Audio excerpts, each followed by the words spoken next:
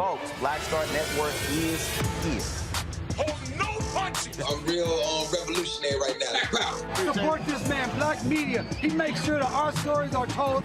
Thank you for being the voice of Black America, Roland. Stay black. I love y'all. All momentum we have now.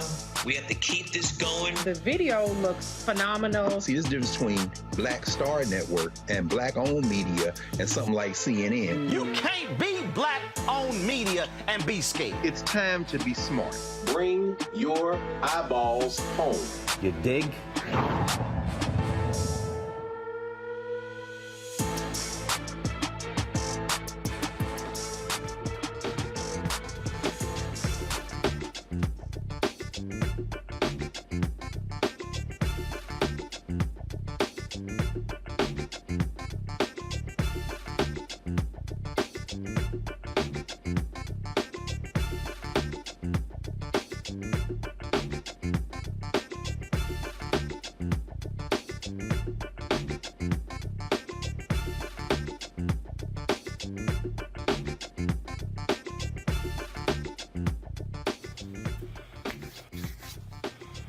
Today is Thursday, November 17th, 2022. Coming up on Roland Martin Unfiltered, streaming live on the Black Star Network, live here in Las Vegas. New leadership for Democrats in the United States House. Congressman Hakeem Jeffries of Brooklyn on his way to becoming the highest-ranking African-American ever in Congress. He will be the new Democratic leader. Also, of the entire leadership team, Speaker Nancy Pelosi, Steny Hoyer, Congressman Jim Clyburn, they all stepped down, paving the way for a new, young, and diverse Democratic leadership will break all this thing down for you. Also, black turnout. What was it like in the midterm elections? The National Coalition on Black Civic Participation broke down the numbers. We'll be joined by Melanie Campbell, the president and CEO, to talk about exactly how African Americans performed all across the country in this year's election. Shanquella Robinson, a black woman found dead in Mexico. A viral video going around showing her being savagely beaten by friends. So how did they rule that she somehow died on her own? Her family, they're demanding questions in this extremely strange case. Also, on today's show, we'll talk about the Pancreatic Cancer Awareness Month, folks. It affects so many of us. Congressman John Lewis, Congressman Alcee Hastings, both of them passed away due to pancreatic cancer. So we'll discuss that and how African Americans are greatly impacted by this devastating disease. And also, we'll discuss the new Pathways Act that deals with folks who have been incarcerated. All of that and more coming up on Roland Martin Unfiltered on the Black Star Network. It's time to bring the funk. Let's go. He's got it. Whatever the miss, he's on it. Whatever it is, he's got the scoop, the fact, the find. And when it breaks, he's right on time and it's rolling. Best believe he's knowing. Putting it down from sports to news to politics. With entertainment just for kicks, he's rolling. It's on go, y'all. It's Roland Martin, Rolling with Roland now. He's funky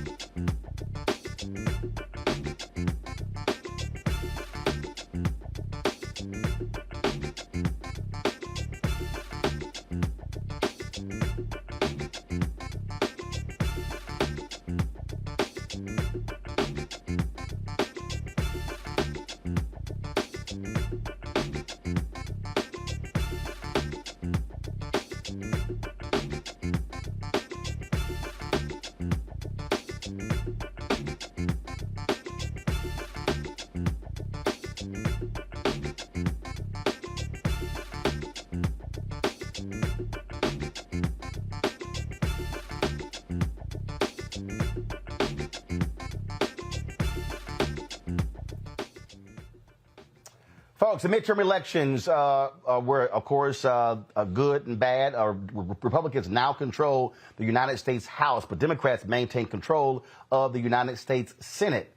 But the question is, how did black voters, what did they care about? How did they perform at the polls? But the National Coalition on Black Civic Participation, as part of the Unity 22 Black Voting and Power Building campaign, the survey of 2,000 African Americans, an exit poll survey to ascertain their thoughts on this year's election. Joining us right now is Melanie Campbell. She's the president and CEO of the coalition to share these poll results.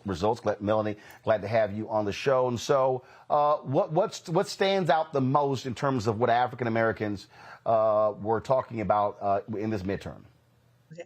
Well, thanks, Roland, and thank you for sharing earlier today the exit poll results on your platform.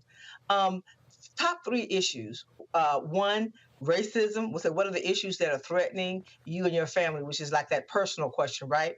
Number one issue was racism, rise in hate crimes. Number two was inflation, cost of living. And number three was gun violence. Another question that we asked was, what do you want the congressional candidates who committed to you to focus on? And so what was really, really telling was the issues around rights and our freedoms. Voting rights was number one. Reproductive rights came right behind, and racism was still high. What was on the fourth level, you had policing and criminal justice reform and protecting the safety net. So it was issues around rights, freedoms, as well as pocketbook issues. And I know one of the things that we do know is black folks still turned out, and we gave the Democrats, out of all the demographics, still the highest share of our vote. So as we go into, we talk about what didn't happen with the red wave or lack thereof, Democrats do owe black people because we turned out, and especially our young people. And that I want to get to that in a second, but I want to pull the chart back up, folks, because I want to again look at the issues that African Americans identified as the top issue. So you pull that graphic back up, I would appreciate it. Okay, there you go. So we talk about structural violence, but one of the things that's interesting when you look here, reproductive rights was number three, LGBTQ rights was above, policing, criminal justice reform, protecting the safety net, reducing inflation. So inflation for African Americans came in 7. And so it's interesting when you look at the mainstream white media exit polling data, it shows you that for the folks y'all surveyed, inflation was not in the top 5. It was not. You ask a couple of different ways of the question, but that broad question, as we go into this 118th Congress, it gives a clear understanding of what folks were thinking about when they talked about what they wanted the federal priorities to be about. And it's very, very clear we want to be about our rights and our freedoms, because at the end of the day, and I've heard you say this, Roland, too many times, if we don't have voting rights, all the rest of it is temporary, right? So our folks understood that, and that's how they reflected that in the responses they gave as they, this is the exit poll that we started when Ron Walters was living, that we do midterms and during presidential election years. And it really gives us a snapshot of what's on black folks' minds when they come out of that polling place. And they always are really eager to share why they showed up. One of the things that you mentioned, young voters, 70% of all young voters voted Democrat in this election. We did not see young voters match 4 years ago when 31% of the electorate were young voters, but certainly at 28%, that was significant. What were those young black voters saying that what mattered to them?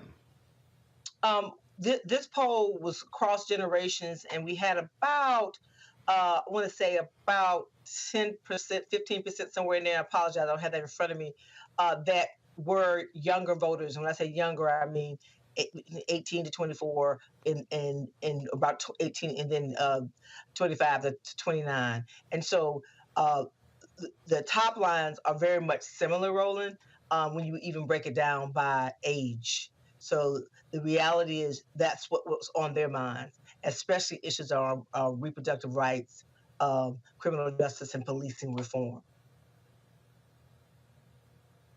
Gotcha. So, well, look, it is important to know exactly where African Americans stand on the issues. All too often, when we were looking at these exit polling data on election night, too often it doesn't include us.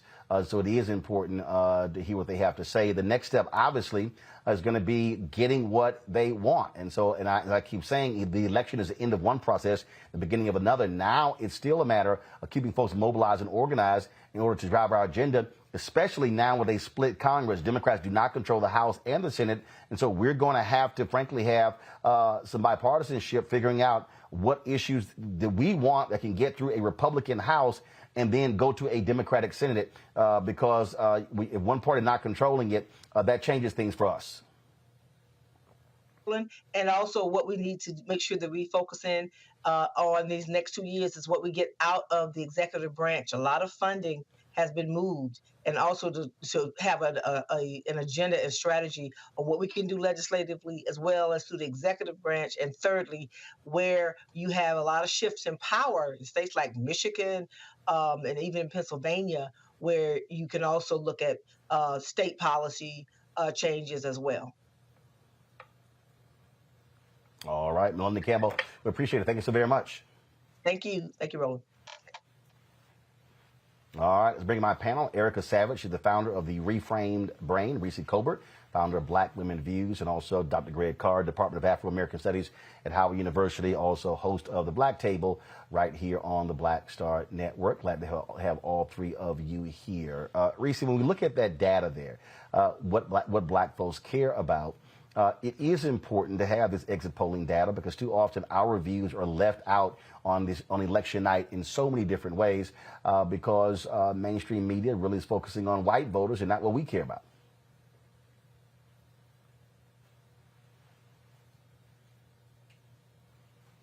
Reese, I think you're on mute, Reese. Okay, I got it now. Yeah, no, what I was saying. There we go.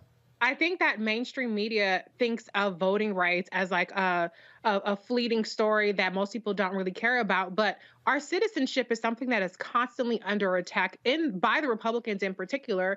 And until we have enshrined those rights and until they stop being under attack, they have to be at the top of the list for us. And then when you look at reproductive rights, we have to talk about the disparities and how Black women in particular have with maternal health, but in terms of our health outcomes in the system, as well as Black men. And so I think that it's always important to have data to back up what we say, because we say these things all the time. We have been emphasizing the assault on voting rights. We've been emphasizing the assault on our civil rights, but that's not necessarily what they're talking about on other mainstream platforms. So the data, I think, will help drive a conversation and drive accountability. And the reality is that what the House Republicans have already come out today and said is that they're interested in using their powers in the Judiciary Committee to go after President Biden and his family. And that is not going to help move Black America forward. Yeah, and we already see, Erica, what their focus is by focusing on Hunter Biden. And that was always their goal. They want to unleash a variety of investigations across the board. But we are going to have to think in terms of having to deal with a Republican Congress.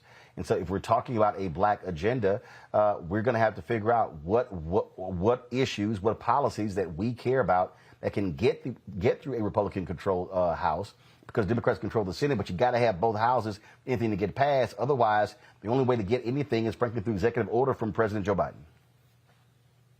Absolutely, Roland. And had the Republicans not been telegraphing, publishing think pieces to share exactly what their plans were, we would not be prompted to really share what we've been sharing over the past years with regards to what Republican Congress looks like, because we've seen that before, right? They'd already said that they were going to, as you just said, unleash their powers of the judiciary to go after President Biden and his family. So really clogging up what could be good work happening. I think, and Melanie said this, and this is something I've been thinking about for a great deal, which is really 2024. We know there was a flaccid, somewhat response to Donald Trump's, the son of a Klansman, announcing his run for presidency was affected a lot by what we saw in the midterms.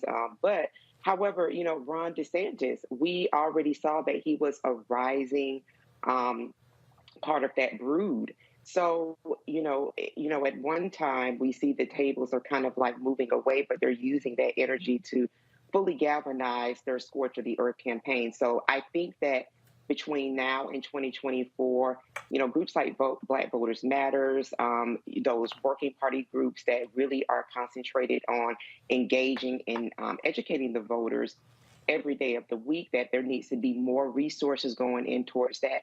And for really to have conversations around what this next Congress will look like, some of the things that we're definitely going to have to, in terms of groups on the ground, caucus around to get people involved, engaged with, because with, how effective disinformation and misinformation has been already, we're really going to need people who are on the ground being paid for the work that they're doing to keep voters engaged, reminding them of what has already been in place because of Democrats, and telling them what has been taken away because of Republicans, what they intend to continue to do, so that we can have momentum as people participate in their local elections, both this year and next year, but also gearing up for the general election in 2024.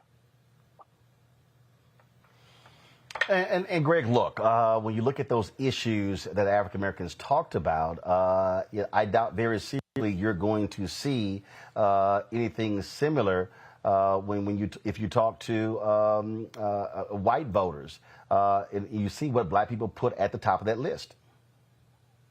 Absolutely. I mean, I can only echo what Reese and Erica have said. And particularly, as you say, Erica, with an eye toward 24, there'll be folks who say, here we go, 24 is going to be the most important. Please keep talking, and I'll just turn the volume down in my head, because the whole point is that this is a long distance run. And of course, we understand that, first of all, we need our think tanks. We need data-driven policymaking. So Melanie has demonstrated again with this poll, and it's now we have intergenerational folks on the wall. As we know, we see some of the younger people putting polls in the field as well. And I'm glad that you mentioned Ron Walters, the great Ron Walters, because this is a long-standing survey at midterms and every 4 years that is done. And then, of course, we see the power, as you are emphasizing, Roland, of the Black press, the Black media. There was a time when you could pick up the Black press, the Black newspapers, and read this kind of information. But now this is few and far between. Finally, sure, there's divided government, but let's be very clear. I like the way that Pramila Jayapal put it the other day. People always talk about the Democrats in disarray. Well, she coined a new phrase, Republicans in ruins. So let's be very clear. The Nut Caucus, and they may lose another member, looks like that Nut in the Colorado 3rd is only up by about 3,000 votes. So it'll probably trigger a recount. So who knows whether Lauren Boebert is coming back to Congress. But either way, it's a razor-thin majority. And while the kind of run-of-the-mill white nationalists like Kevin McCarthy and that boy out of Louisiana whose life was saved by Black people at the softball game, Scalise, have kind of traded their Klan robes in for suits, they've got a whole nother group to worry about in the federal legislature. Now, depending on the House leadership, what emerges, if it's Hakeem Jeffries in them, it may very well be that they're going to be Democrats who are courted for their votes to pass legislation, because the Nut wing of the Nut Party is not going to go along with that majority. I'm saying all that to say that it's going to be a lot, like you said, Erica, it's going to be on Joe Biden on executive order. A lot is going to fall on him. But finally, with the Republicans in a form of ruin, quite frankly, whether it be Herschel Walker in Georgia, whether it be Donald Trump announcing he's going to run for president of the United States, or whether it be people like the ghoulish Rick Scott in the Senate saying, I'm going to gut Social Security and all forms of the safety net, what we are faced with is an opportunity now to press the advantage. It might be better that the Republicans are in the majority, so we can get a preview of what they are for, so that, led again by Black people, we can fight with what we are for and what they are against. The distinction is clear now, and the Black media, Black-owned media, Black-supported media, like Black Star Network, is putting it, as Joe Madison would say, where the goats can get it. And Reese, look, I mean, folks need to understand, you're going to see all-out war. You're going to see Republicans being loud, demanding all sorts of investigations. Don't be surprised. They're going to be demanding Merrick Garland coming to do with the DOJ, every single agency. That's what they do. And of course, and so here's what's going to be quite interesting, is if Democrats say, you know what, we're just going to defy your subpoenas. No Republican complained because that's what they did for the January 6th committee. But we know damn well that ain't how the Democrats get down. They are very much people about decorum, about rules and regulations.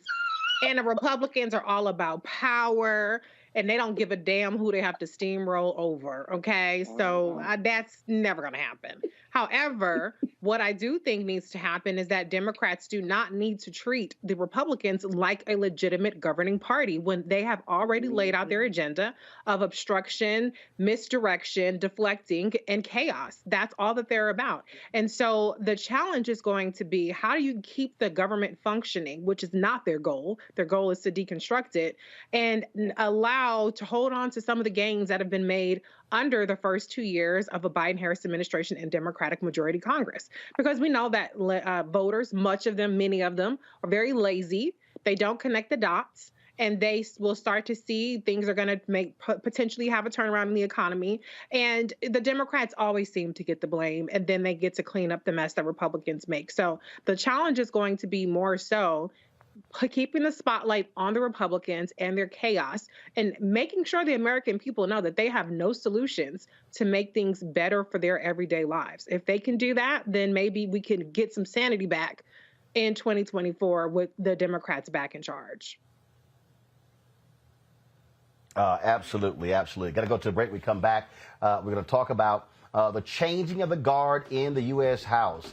Speaker Nancy Pelosi, Majority Leader Steny Hoyer, as well as the whip, Jim Clyburn, all of them are stepping down, and they're paving the way for a diverse, young Democratic leadership. Will tell you what that means. And Congressman Hakeem Jeffries of Brooklyn being on the path to becoming the first African-American Speaker of the House in U.S. history. Folks, you're watching Roland Martin Unfiltered on the Black Star Network. Don't forget to download the Black Star Network app. Available on all platforms: Apple phone, Android phone, Apple TV, Android TV, Roku, Amazon Fire TV, Xbox One, Samsung Smart TV. Support our show. Your resources make a huge difference. You can join our Bring the Funk fan club by sending a check and money order to P.O. Box 57196, Washington, D.C. 20037-0196. Cash App, $RM Unfiltered. PayPal is R Martin Unfiltered. Venmo is RM Unfiltered. Zelle is Roland@RolandSMartin.com. RolandMartinUnfiltered.com. And don't forget to get your copy of my book, White Fear, How the Browning of America is Making White Folks Lose Their Minds. Available at Ben Bella Books, Amazon, Barnes & Noble, IndieBound, Bookshop, Chapters, Books A Million, Target. You can also download the copy from Audible. We'll be right back.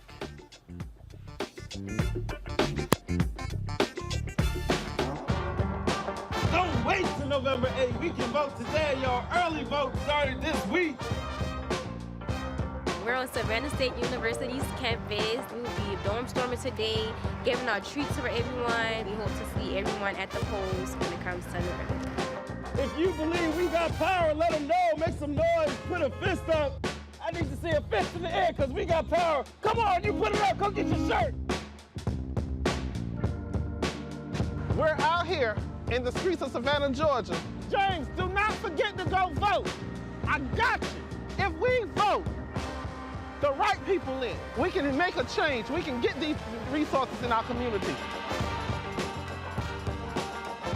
I am a woman, and it is important that we have the say-so of what we want to do with our bodies. We're concentrating on entrepreneurism, providing young people with resources and training that they need in order to change their trajectories. We want Black down. Democracy is on the ballot. Voting rights is on the ballot. Voting suppression is on the ballot. I am most passionate about those three combined because they all impact each other.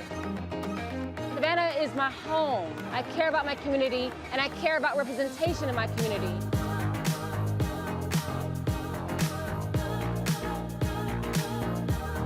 Our voices are still going to be heard no matter what kind of obstacles try to come up against us to stop us from voting. We're still going to be standing our ground. I see the effort that's being made to keep our communities from voting. So that makes me realize it's even more important, because if it wasn't important, they wouldn't be fighting to make sure we could vote. This doesn't stop this year. This is a forever movement. We're going to exert our power as a people, walk in our rightful place. We're going to change our communities, fight for our communities, and build our communities.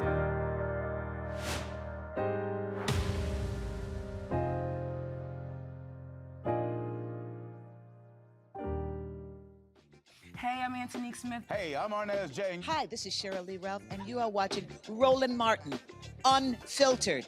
I mean, could it be any other way? Really? It's Roland Martin.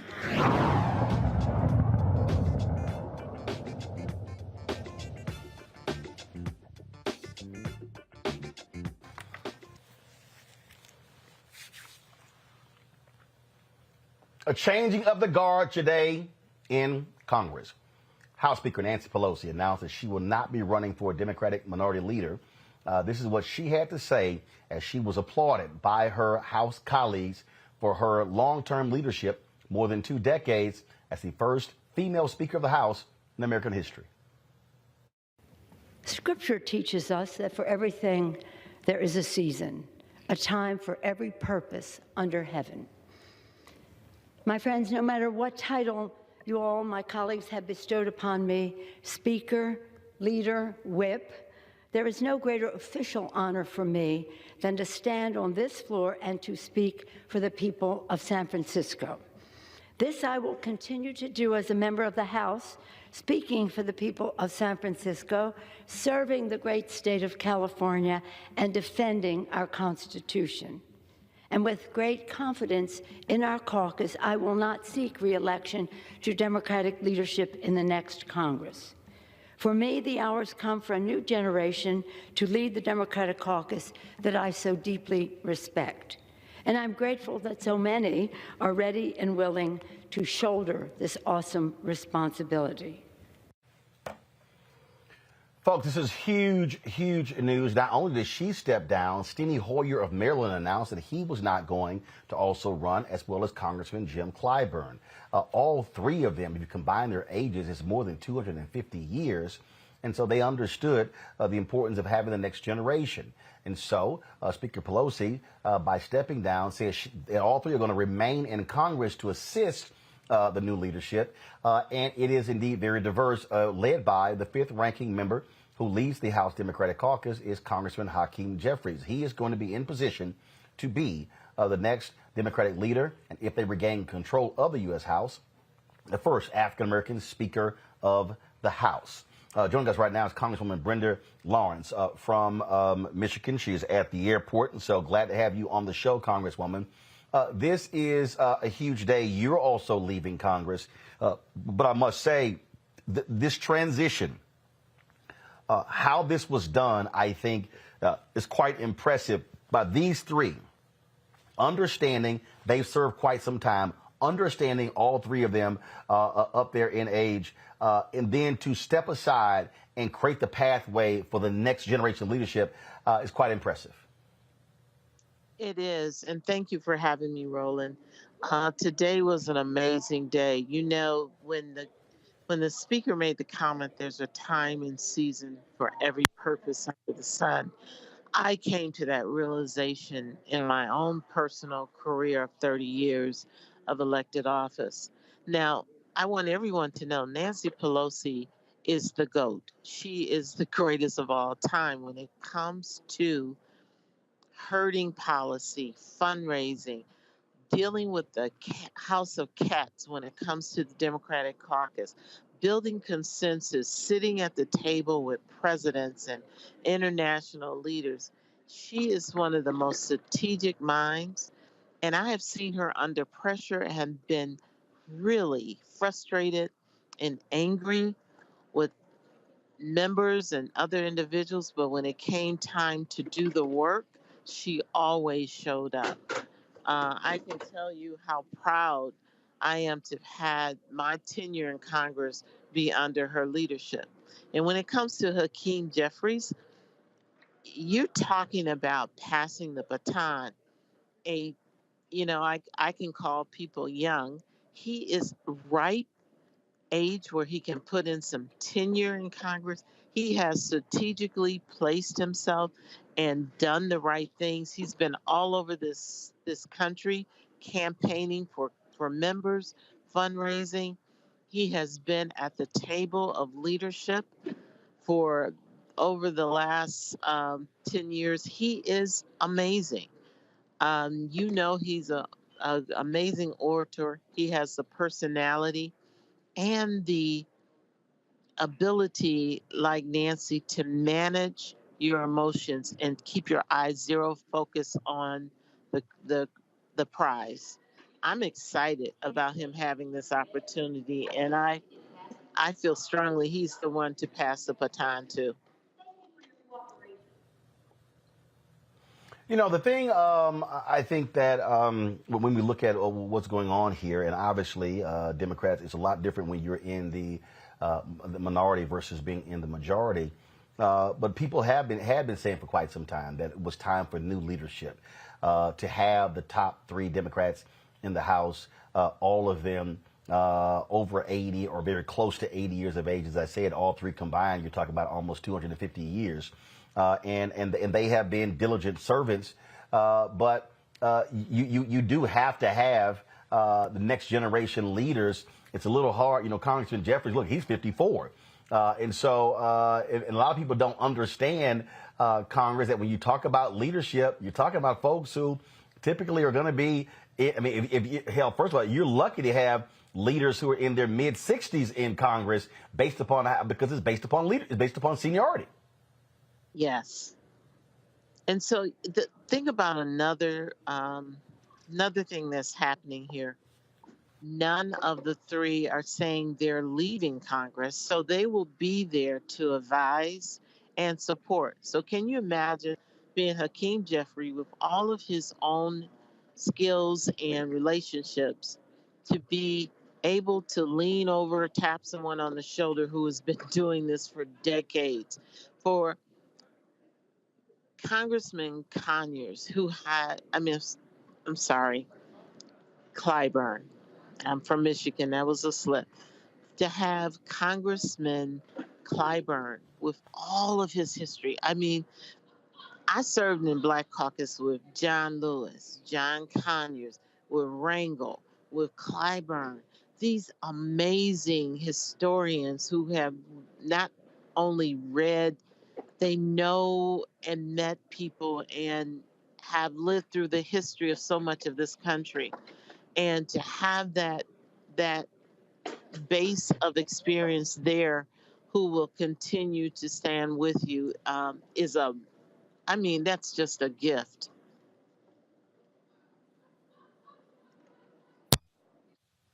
And it was Congresswoman Joyce Beatty who said that there's really little doubt that the entire CBC will be standing behind Congressman Hakeem Jeffries to assume the top position in the Democratic caucus, or the Democratic side.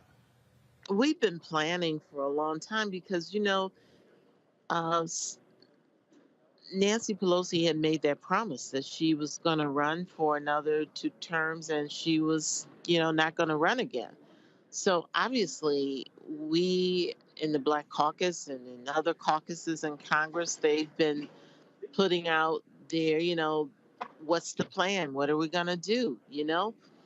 And it's a good time when there's transition and it's not chaos. And so for me today, I felt like it was transition. I mean, I didn't see like I'm walking out the door, you're on your own, I've done mine, now you do yours. It was thoughtful. And so I think we're in a good place as Dems. And it's going to be hard, whoever is the leader, because I've been in the minority. I've served under Republican and Democratic presidents, and having the minority in the House is not a good place, especially with the temperament of the Republicans now in the House, you know we're going to have to fight off investigations, impeachments, taking away committee assignments, because they've had a few years of piling up anger and resentment. And then you got the Trump factor built into that. So, you know, Hakeem is going to need all the support he can get, and the Black Caucus will be there for him.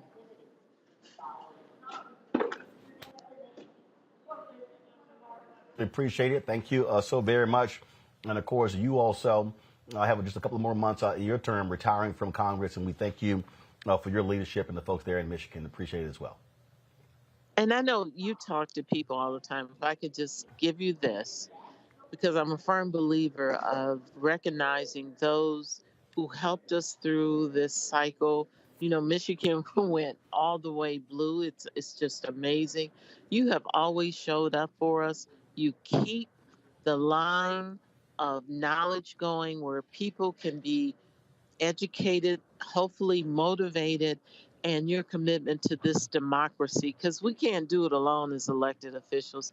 Just want to say thank you, because you were part of stopping the red wave, and thank God we're not in the best place, but man, we're so much better than we could have been.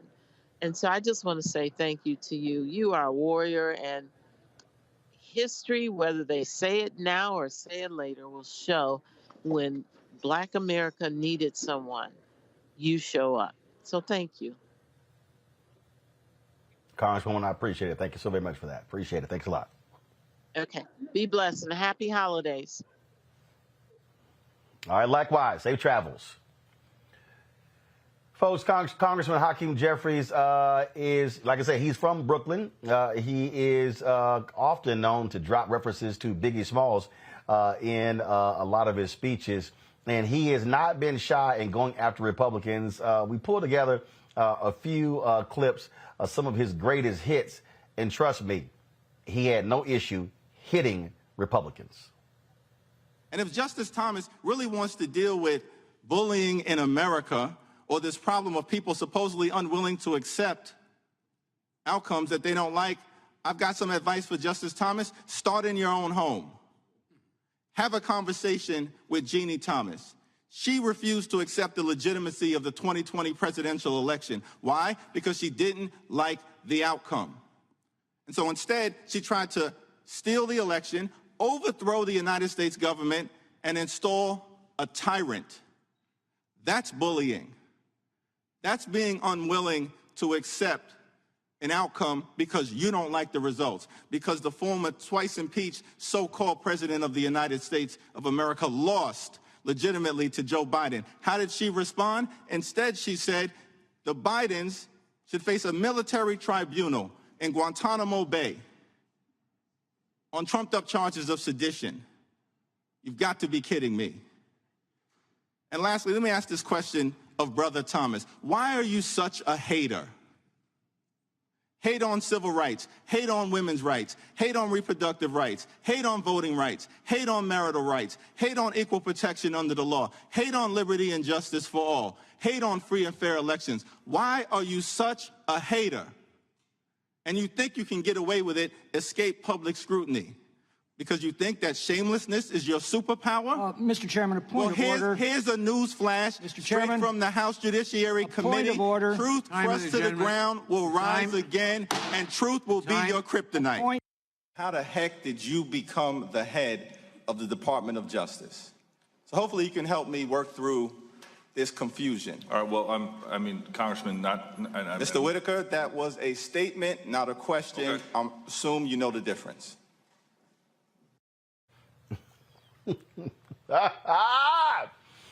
Oh, Erica, that is the kind of shade I really hope he continues to show as a Democratic leader. Listen, because we definitely need it, right? And we knew that this was coming since 2018, since the rollout of this particular platform, Roland Martin Unfiltered. We've been talking about this. You know, Hakeem Jeffries had been eyed.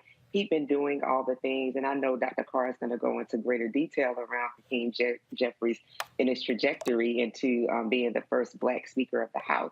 But this is the path that he's been on, and we just talked about it. Reese just talked about the whole decorum, the really need for a breath of new energy. And it's to give respect and give flowers where they're due, right? The $1.2 billion that Leader Pelosi raised for the Democratic Party, the way that she has, championed her particular congressional district for 35 years as the leader, for a significant period of time, the first woman leader. But this is now the time for change, particularly since the Republicans have told you they are agents of chaos. They are domestic terrorists. This is the way that it will be. They have said from education levels. They have said from the basic human rights level. Lest we forget, 2020 Republicans were trying to shut people down from being able to vote in a very safe way, absentee ballot. So Hakeem Jeffries, I think, saying all that to say that Hakeem Jeffries is definitely going to be welcomed fresh air into the party, because the fight that we're going to have to fight is going to be a fight that definitely requires a level of energy, and really being able to say that this is really how we need to go into these new battles with the Republicans. We can't go in playing classical music. We got to have on Life or Death, Biggie's classic. The thing that's, I think that when we look at this, Greg, and really break down this transition, was smart. Had to have the three of them say, we're leaving together, usher in new leadership, younger, African-American, male, Hispanic male, I think a white woman, and those, they still have to vote, but pretty much they've already decided who the three are going to be. And they're going to need fighters. You're going to need people who are going to be on the battlefield for the next 2 years, fighting diligently with the Republicans. And Greg, I also say this here, with Congressman Jeffries being leader, we can also now get to see the leader talk to black-owned media. Because I was very critical of Speaker Nancy Pelosi, who did not consistently talk to black-owned media. So thank goodness with this leadership change, we're going to see that, because we won't be shut out from the top Democratic position in the House. One can hope. One can hope. And of course, we've seen Brother Hakeem, Congressman Jeffries, on your platforms. So, yeah, I think that's probably true. This, of course, has been in the plan, in the works for a very long time. As Erica said, I mean, Hakeem Jeffries, in his rise in the New York State Assembly, then, won that congressional seat, ran, against established leadership in the Democratic Party, and then beat Charles Barron in 2012, and has been moving up the ranks very carefully. He probably is closer to being a centrist, although he is a member of the Congressional Progressive Caucus. You can't take that away from him, and should credit him for that. But he's not the son of, he's not the son of an old school fist fighter like Nancy Pelosi, the daughter of Thomas DeSandro, the former mayor of Baltimore. She rep California, but she's really Baltimore. And the thing about Nancy Pelosi is she stand up and make you salute. I think that not only has Hakeem Jeffries learned a lot from Nancy Pelosi, he will continue to learn a lot, because she's about to now not be a backbencher, but basically, I would dare say probably not as influential as Don Corleone to Michael Corleone when he became the consigliere in The Godfather, but she's not going anywhere. And they planned this all out. If the Democrats had kept the House, then of course they were going to try to push some legislation through. They kept both houses, and Biden signed some legislation. But if they were to lose, I'm sure this was the trigger all along. As you say, they're going to put Catherine Clark, probably from Massachusetts, in as number 2, and then Pete Aguilar from California is number 3. And the challenge, however, is that Brother Jeffries has 2 years to show he can herd those cats. Nancy Pelosi herding cats like Alexandria Ocasio-Cortez and Ayanna Pressley and Rashida Tlaib and them, the squad, that's a little different, because in the end, they stood up and saluted on most stuff. Hakeem Jeffries, particularly given, the fact that with his, Team Blue Pack crew, they supported incumbents, not all incumbents. Now, they didn't support Couliar in Texas because he got all kind of scandals, but they didn't also go out and to rush to the aid necessarily of progressives. that's going to, we got to see how he manages his own emotions and really keeps that caucus together. Finally, there are some new voices in the federal legislature. My former student, Summer Lee, who's coming in from the 12th Pennsylvania, she's joining the squad. Hakeem Jeffries is going to need more than hip-hop quotes to keep the Democratic Party together, just like the Republican Party has a hard white nationalist flank. The Democratic Party, and this isn't an equivalency at all, I'm just saying they've got a progressive flank that is deeply suspicious of Hakeem Jeffries, and he's going to have to show, he's got 24 months to show his political mettle. I think he's up to the challenge, but I think the jury is out. This next 2 years is probably best they lost. It's probably best they lost the House of Representatives, because this gives them 2 years, particularly with Trump around, DeSantis and them, to hide behind those boogeymen before they reemerge. And I think they will reemerge, and Hakeem Jeffries is going to be the speaker, and then that's when the fun's going to start.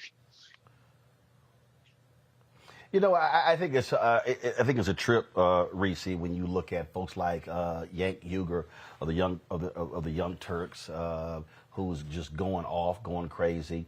He tweeted, I don't know why any progressive would vote for Hakeem Jeffries for leader. He is diametrically opposed to us on most of our policy priorities and represents the corporate wing of the party. And then, so he's been, tweeting up a storm.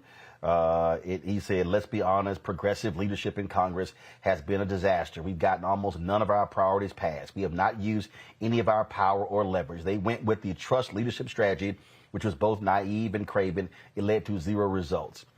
And here's the whole deal. Yank is wrong. And I'm going to say this, and I'm going to say this repeatedly, and this is the hard thing. Democratic progressives are going to have to learn and understand the math. The Democratic Party, and I don't care. Y'all can sit here and yell, holler, scream, tell me I'm wrong. This is a fact. The Democratic Party simply has a much larger tent than the Republicans. In the Republican Party, you're either right or hard right. There are no moderates in the Republican Party. They don't exist. Now, on the Democratic side, you have moderate Dems, centrist Dems. You have left Dems, progressive Dems. You've got far left Dems. And the fact of the matter is, if you want to get something done, you need 2, 1, 8.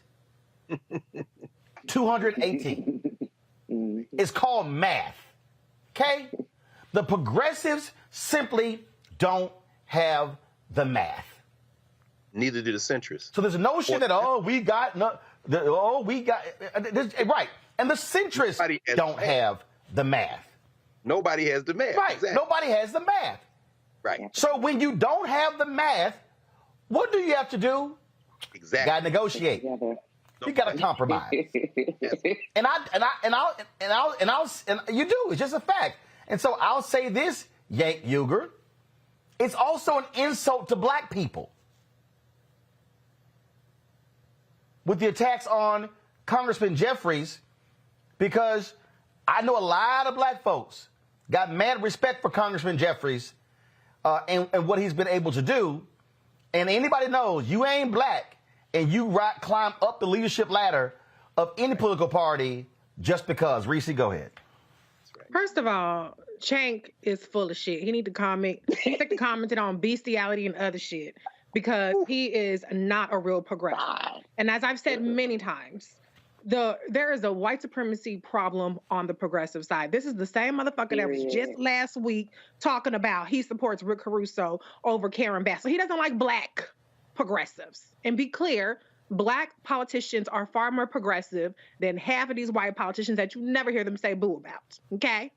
So Hakeem Jeffries, if we want to look at the facts, his voting record, if you put up against a progressive that the white people are okay with, like Congresswoman Jayapal, it's no shade to her, but they vote the same way 98% of the time. The only time they don't vote the same way is that a lot of these progressives don't vote for the National Defense Authorization. They usually vote no on that. So that's the only real major difference.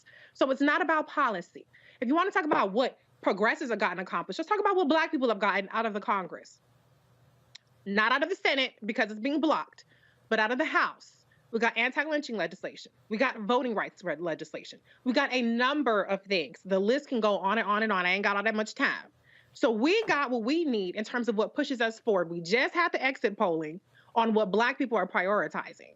But with these white progressives and these white supremacist aggressives, because that's what they're for first and foremost, they haven't gotten their Medicare for all. Okay, well, that's too bad. That ain't happening. Okay, Black people, we ain't got reparations for the alphabet soup gang. They get to talk about reparations, and y'all got Medicare for all. But guess what? That is a drop in the bucket of the problems that we have to address in the United States of America. So I do take exception to calling Hakeem Jeffries a centrist when his voting record is progressive, when his priorities, much of his legislation that he focuses on is on criminal justice reform, is on civil rights, with a particular emphasis on racial equity and reforming systems. And so where I'm not going to sit up there and let these white progressives or white presenting, white adjacent, whatever the hell the situation might be, progressives sit up there and slander this Black man, like they do all Black politicians, as neoliberal corporate shields and centrists and this, that, and the other. And they don't have any receipts to back it up other than their stupid ass opinions that don't count for nothing. I'm not gonna let them do that.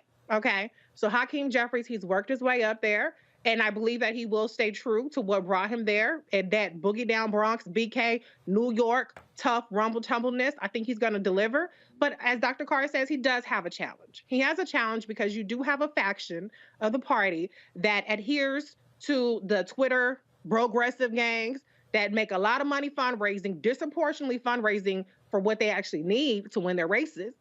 And it's profitable, and it gives them more popularity to be contrarian and to sit up there and trash everybody else that ain't getting their little wish list. So I do think he has a huge challenge ahead, but I think that it's great that he's going to have the opportunity to learn from the best, which Speaker Pelosi is, and continue to build that pipeline. And I don't want to just see him up there. Now the next who's in number, rank 5, 6, 7, 8, 9, 10. Let's get some Black women in there. Let's build a pipeline so that we are at the table as well. I just think that, again, on a day like this, it's just sort of silly to sit here and condemn, because, again, you can, at the end of the day, the leader has to get things done. And guess what? If you want to call Pelosi progressive, that's fine. But Pelosi also blocked the ban on House members trading stock. Exactly. Well, let's be very clear. A lot of of progressives wanted that. I mean, Greg, go ahead.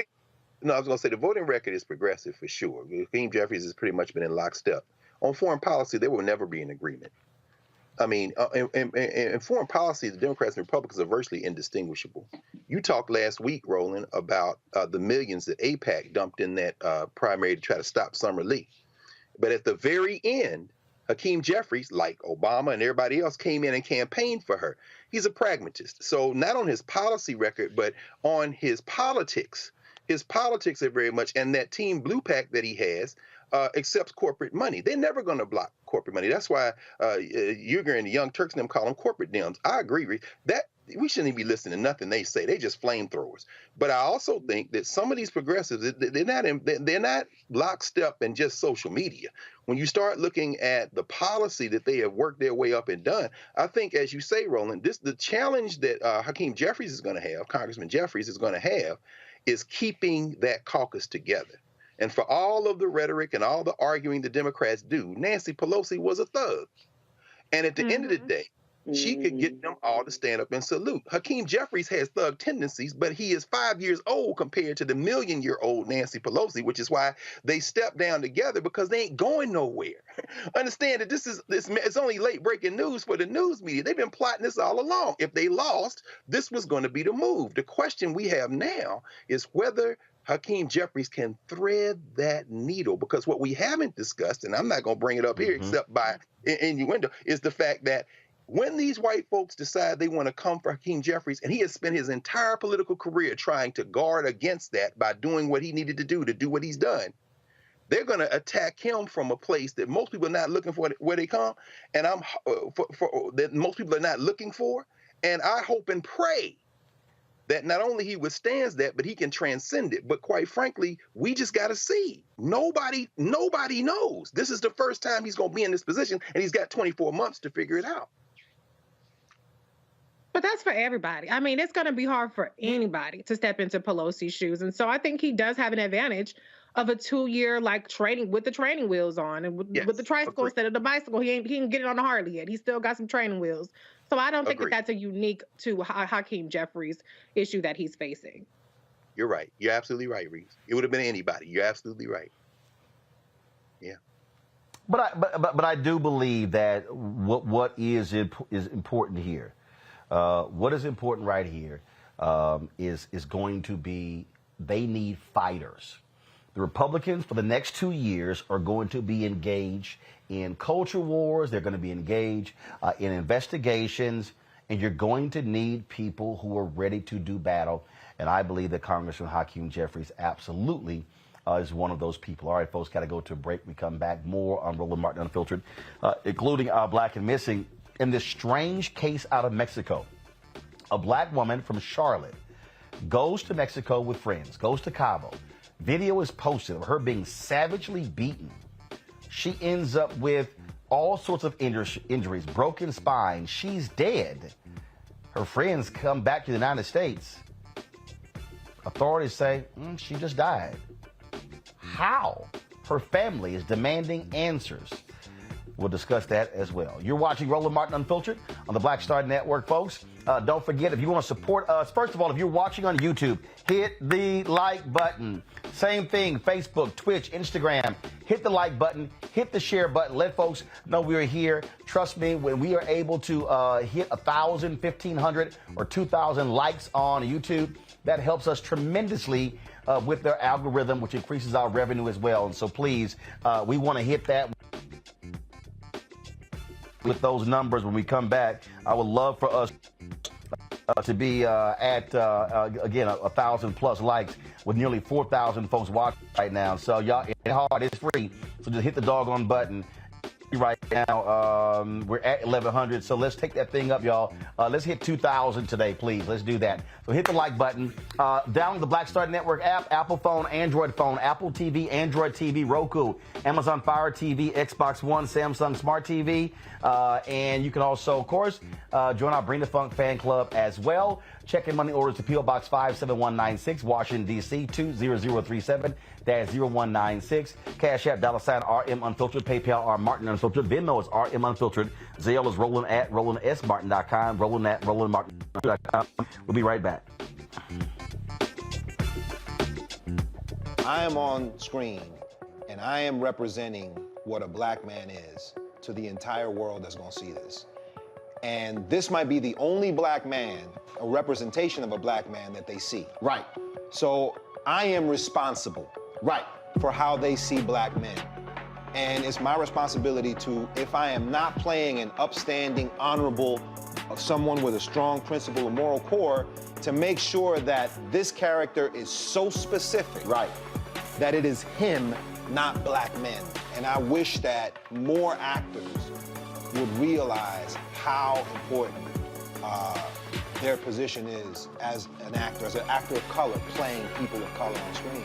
Because there are people that see us all over the world in these different images that we portray. And not everyone knows black people to know, yes, that's not all.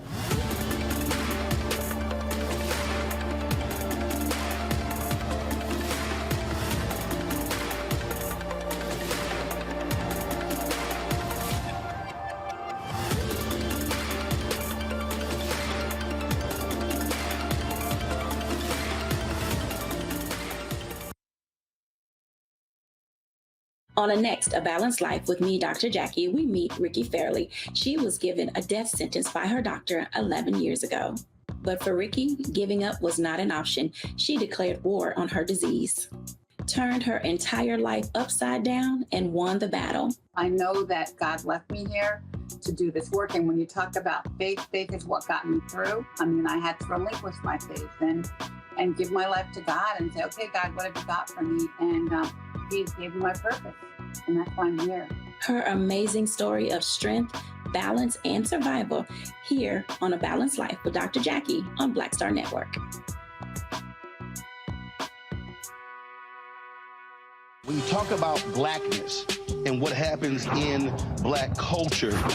We're about covering these things that matter to us, speaking to our issues and concerns. This is a genuine people-powered movement. There's a lot of stuff that we're not getting. You get it, and you spread the word. We wish to plead our own cause. Too long have others spoken for us. We cannot tell our own story if we can't pay for it. This is about covering us. Invest in Black-owned media. Your dollars matter. We don't have to keep asking them to cover our stuff. So please support us in what we do, folks. We want to hit 2,000 people, $50 this month, raise $100,000. We're behind $100,000, so we want to hit that. Y'all money makes this possible. Checks and money orders go to P.O. Box 57196, Washington, D.C. 20037-0196. The Cash App is $RM Unfiltered. PayPal is R Martin Unfiltered. Venmo is RM Unfiltered. Zelle is Roland at RolandSMartin.com. Don't wait till November 8th. We can vote today, y'all. Early vote started this week.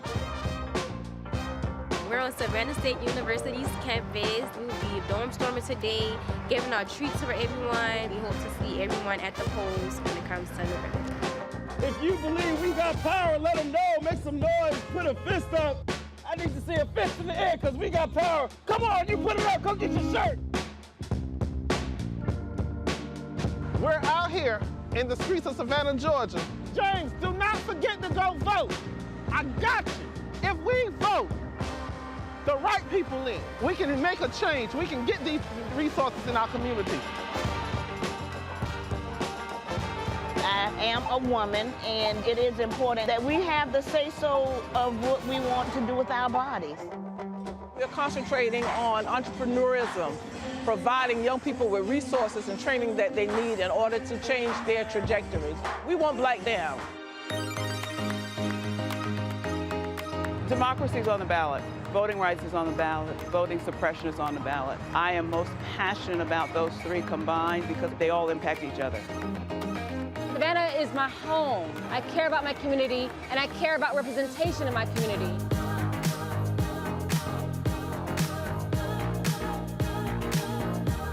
Our voices are still going to be heard no matter what kind of obstacles try to come up against us to stop us from voting. We're still going to be standing our ground. I see the effort that's being made to keep our communities from voting. So that makes me realize it's even more important, because if it wasn't important, they wouldn't be fighting to make sure we could vote. This doesn't stop this year. This is a forever movement. We're going to exert our power as a people, walk in our rightful place. We're going to change our communities, fight for our communities, and build our communities.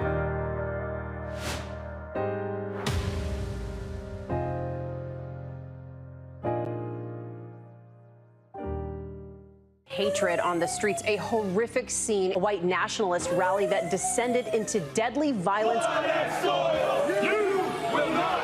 White people are losing their damn minds.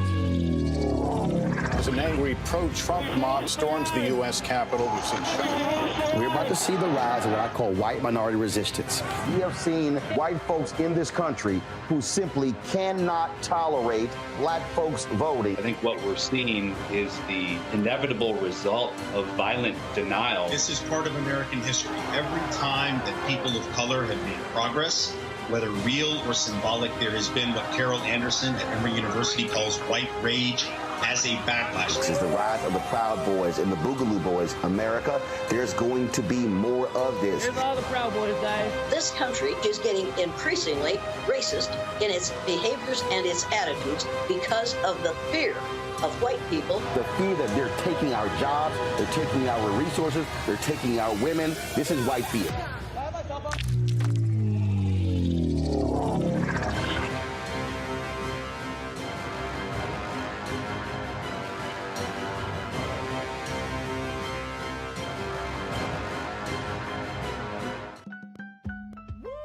We're all impacted by the culture, whether we know it or not. From politics to music and entertainment, it's a huge part of our lives, and we're going to talk about it every day right here on The Culture with me, Faraji Muhammad, only on the Black Star Network. Folks, Black Star Network is here. I'm real revolutionary right now. Support this man, Black Media. He makes sure that our stories are told. Thank you for being the voice of Black America, Roland. Stay Black. I love y'all. All momentum we have now, we have to keep this going. The video looks phenomenal. See, this difference between Black Star Network and Black-owned media and something like CNN. You can't be Black-owned media and be scared. It's time to be smart. Bring your eyeballs home. You dig?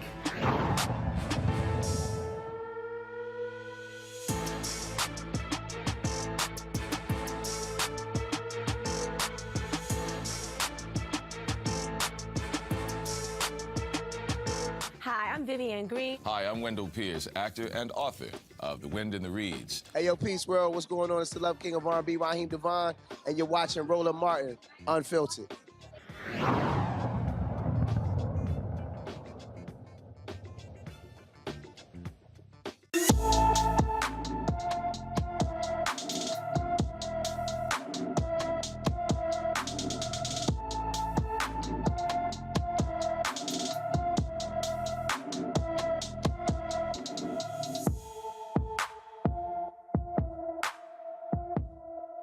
Folks, Ashley Rozier has been missing from Loxahatchee, Florida since October 3rd.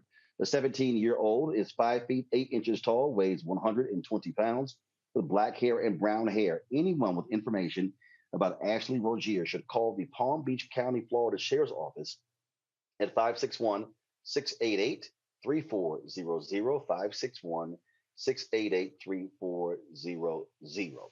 Folks, we have lost a number of folks to pancreatic cancer. Congressman John Lewis, of course, passed away of that. Also, Congressman Alcee Hastings had pancreatic cancer just a few days ago. I got a text message. My frat brother Jay Harris, who's an anchor at ESPN, his mother was diagnosed with pancreatic cancer, was given 6 months. She passed away after 6 weeks. And so condolences go out to Jay Harris and his family. And I've known so many others. Ruth Bader Ginsburg, Supreme Court Justice, of course. She had bouts with pancreatic cancer as well. Steve Jobs passed away of Apple. But did you know that African Americans will have a higher incidence of pancreatic cancer than any other group in the United States? Another one of those health categories where we don't want to be leading. The incident rate for Blacks is 15.9 per 100,000 people, while for whites is 13.4 per 100,000. Not only is pancreatic cancer more common among African Americans, but African Americans are more often diagnosed with advanced inoperable pancreatic cancer. African Americans are also less likely to undergo evaluation by a surgeon and less likely to receive surgery than any other racial group in the United States. Folks, joining us right now is Julie Fleshman. She's the president and CEO of PanCan. Julie, glad to have you here.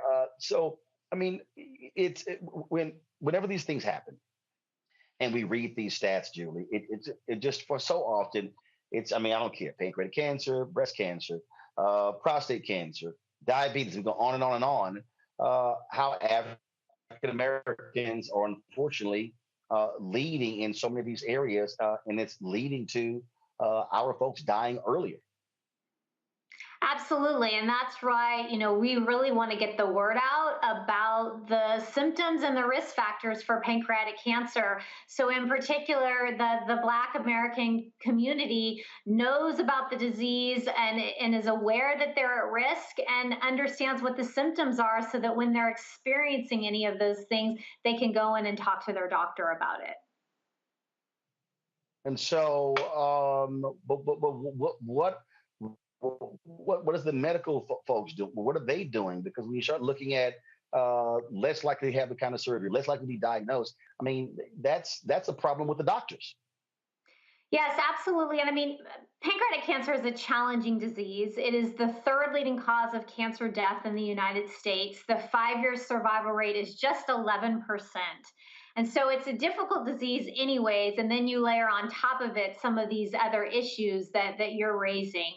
PanCan provides a wonderful patient services program that's available free of charge to anyone patient, family member, a friend of the patient can call in and get connected to a case manager and get information and resources so that the patient and the family can make informed decisions about their care. So I certainly want to make sure that the African American community is aware of PanCan, is aware of the services that we offer, and if there is anyone that is facing this disease, that they call, get information and resources. We can help direct them to a specialist, a pancreatic cancer specialist in their area. We can provide them with information about treatment options, about clinical trials. So we are trying to do our part to ensure that individuals are informed, educated, and ultimately can be their own best, champions of their health. So, if we're talking about seeing changes in this country, what about the dollars? Are the proper dollars going to informing, educating African Americans about this issue? Is there a disparity there? Yeah, I mean, I think it's a great question and something that we can absolutely do better. I think there's just a lack of awareness about pancreatic cancer just in general across, all ethnic and racial groups, but in particular in the African American community where we know there is a higher incidence of pancreatic cancer. We need to be doing better. PanCan, our organization, works with healthcare professionals and hospitals all across the country. We have an amazing volunteer network that's helping us to educate doctors locally, but need more people to raise their hand and get involved, and would love more people from the African American community to join our movement, to volunteer, to help us educate local communities about pancreatic cancer and the risk and the symptoms. So again, that they can. The one of the challenges of pancreatic cancer is there is no early detection test. So because there's no early detection test, usually by the time the disease is diagnosed, it's late stage, it's already spread to other organs, and it makes it very difficult to treat. And so because there's no early detection test, instead, we need to educate people about their risk of pancreatic cancer and then the symptoms and the signs so that, again, if someone is potentially experiencing these symptoms or signs, that they know that they absolutely should go in and talk to their doctor. All right, then. Well, we certainly appreciate you joining us, sharing this information, and it is much needed. And as you say, it is very difficult when you're unable to detect it too often, because when they do discover it, it's so deep in the body that they've already the tumor's already been there, and unfortunately, people do not have long to live at all.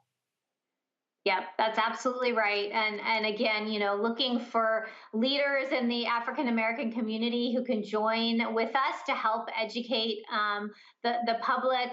You talked about the 2 members of Congress that have recently, died from pancreatic cancer. We work closely with Congress and have been looking at ways through some of our champions in Congress that we can do a better job of educating the public, and then specifically of educating the African American community about their risk of this disease. All right, then. Well, we sure appreciate it. Thanks a lot. Thanks so much for having me. All right, folks, got to go to a break. We come back. We're going to discuss this strange case out of Mexico. This Black woman from North Carolina found beaten, dead, significant injuries, broken spine. Why officials in Mexico saying she had natural causes? Especially when we now see this video where she was there with friends, where she was captured being viciously beaten. Folks, you see people discussing Shanquella Robinson. We'll talk about that next on Roland Martin Uncultured, right here on the Black Star Network. Pull up a chair, take your seat. The Black Tape with me, Dr. Greg Carr, here on the Black Star Network. Every week, we'll take a deeper dive into the world we're living in. Join the conversation only on the Black Star Network. I'm Angie Stone. Hi, I'm Teresa Griffin. Oh, Roland. Hey, Roland, I am so disappointed that you are not here, first of all.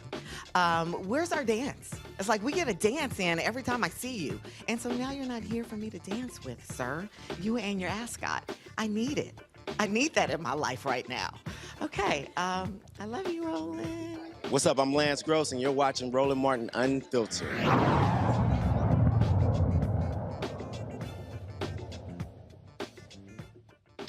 Folks, a North Carolina family, they are mourning the loss of their daughter after she and a group of friends went to Mexico, where she was found dead. You've seen this trending. Shanquella Robinson, on October 28th, she traveled from Charlotte, North Carolina to Cabo with her friends, reportedly Khalil Cook, Malik Dyer, Winter Donovan, Elise Hyatt, Dejanay Jackson, and Nazir Wiggins. Robinson's parents, Bernard and Salamandra Robinson, said her friends told them Shanquella died from alcohol poisoning 24 hours after arriving in Mexico.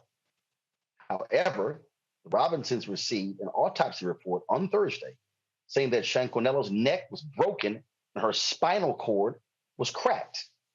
Now, different national agencies in the United States have become involved in this. The U.S. State Department has issued the following statement. We are aware of these reports. Protecting the welfare of U.S. citizens overseas is among our top priorities. Out of respect for the privacy of those involved, we have no further comment at this time. The Robinson funeral is going to take place on Saturday. Now, folks, there's a video that has gone viral showing Shanquella being beaten by another woman. You don't know who this woman is in the video. You also literally hear the voices of several men watching this thing play out, not intervening, not doing anything. It is a violent video. We want to warn you that could be triggering. So please, if you desire to look away while we play this video. It is only 17 seconds, but it is a sad one to see. So folks, go ahead and roll that video. Good look, can you at least fight back? No. At least something.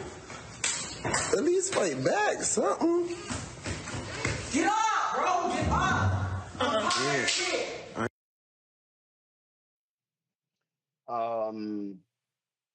Bring my panel in right now. That is a very, very disturbing video to watch, Erica. To also, you go to Cabo with so-called friends. You're being beaten, and then somebody on the video game, well, at least fight back. Well, at least your punk ass step in and say, hey, friends should be fighting like this here. And then to find out she had a cracked spine, a broken neck.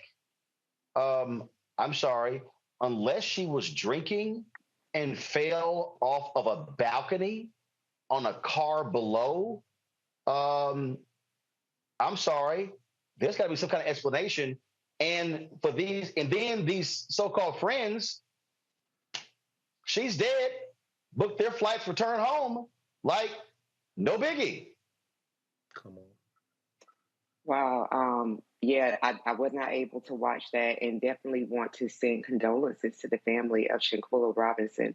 That was fucking horrifying to hear, to have to even pick up some of the audio, because what we're actually, unfortunately, have to have now witnessed, either by listening, watching, or a combination of both, is really kind of like a reality show segment made real, where somebody is actually dead. There is no, okay, well, you use one life like we used to in video games. You have 2 more extra lives. That baby is gone. She's dead. And at the hands, or with the circumstances of friends surrounding, because the only reason we're actually privy to this is because some asshole was standing up recording the whole damn thing. Listen, I was in Mexico not long ago, in Cancun specifically, and just even the travel from the States to Mexico, there's all these different things that are running through your mind, going through customs, then going through the airport, where there are tons of people speaking Spanish at you, and just making sure that you get to the place where you need to get to so that you can get to wherever it is you're staying. And I can't imagine having to go through all of that and then having to endure that snippet of what we heard and not come away with somebody having made a justification for having killed somebody and it be normal and it's at the hands of skinfolk. It's a lot really to digest. And so it's really good to see that there was a proper autopsy done to really say what this young lady died from, because honestly, you know, before I was able to get away, not watch it, I saw one hand kind of move towards the head.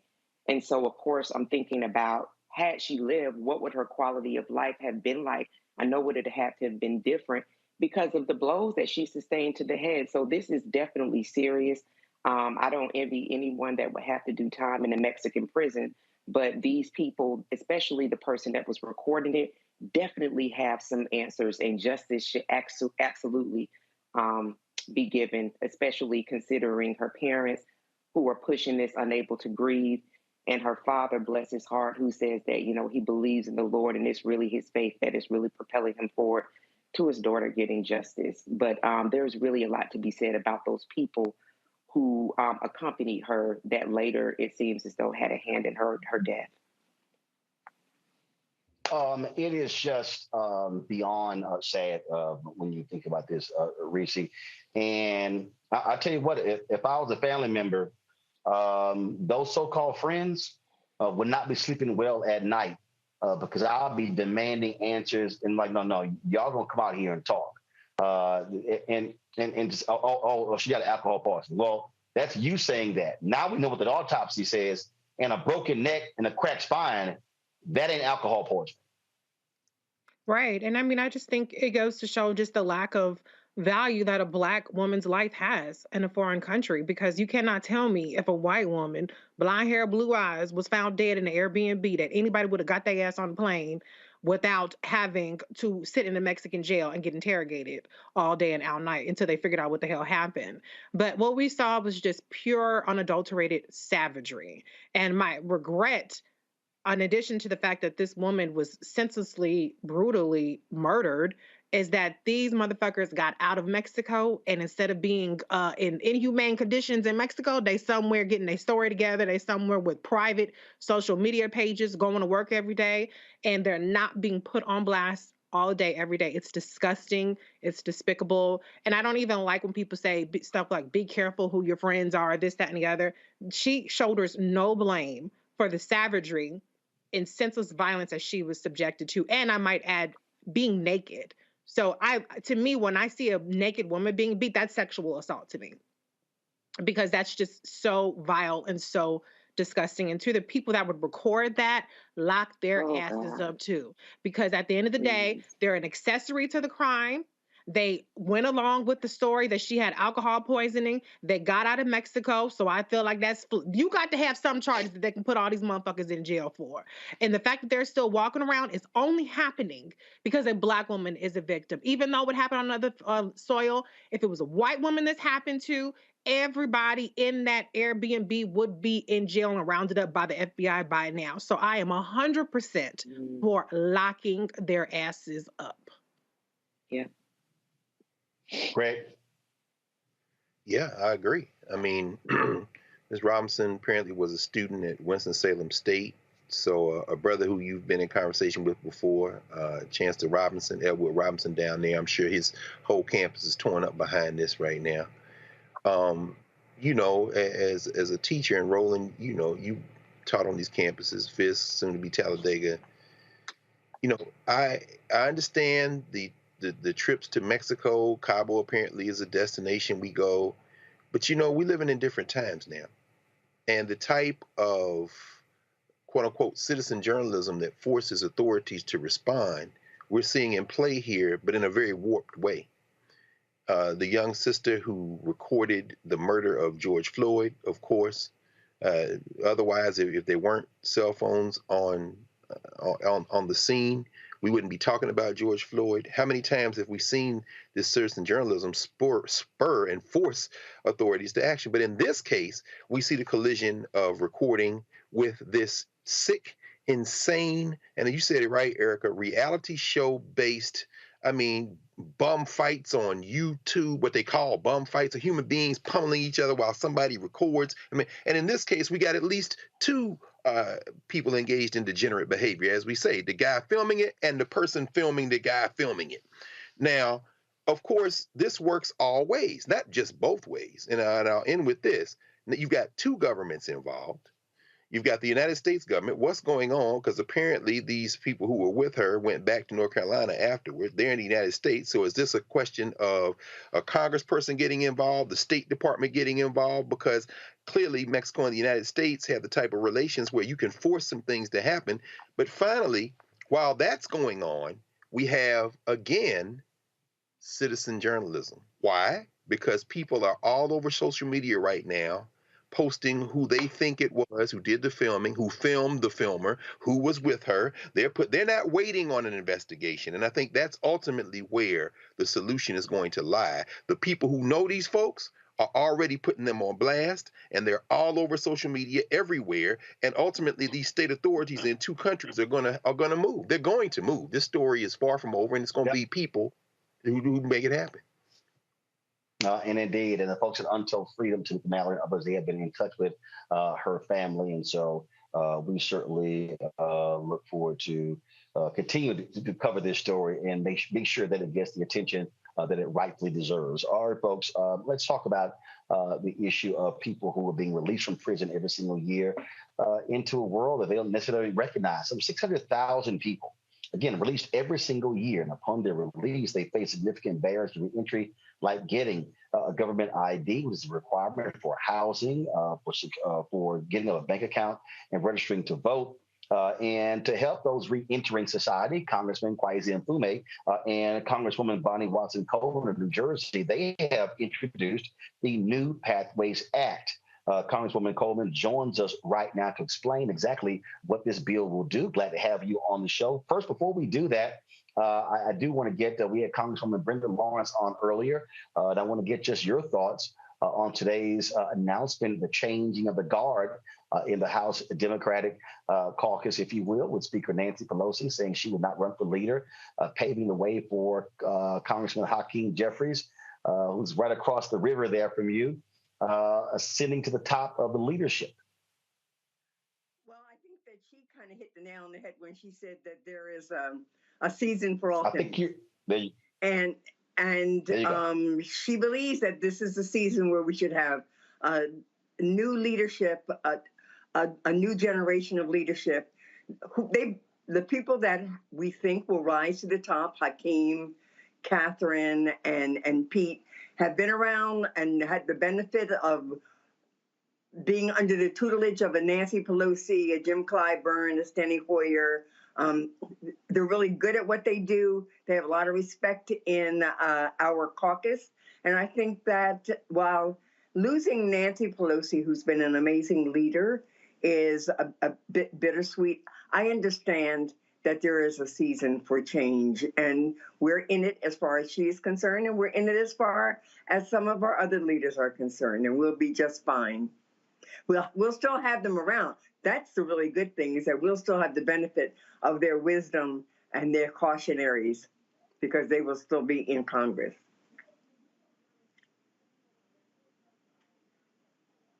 About this New Pathways Act, will it do? Who will it help?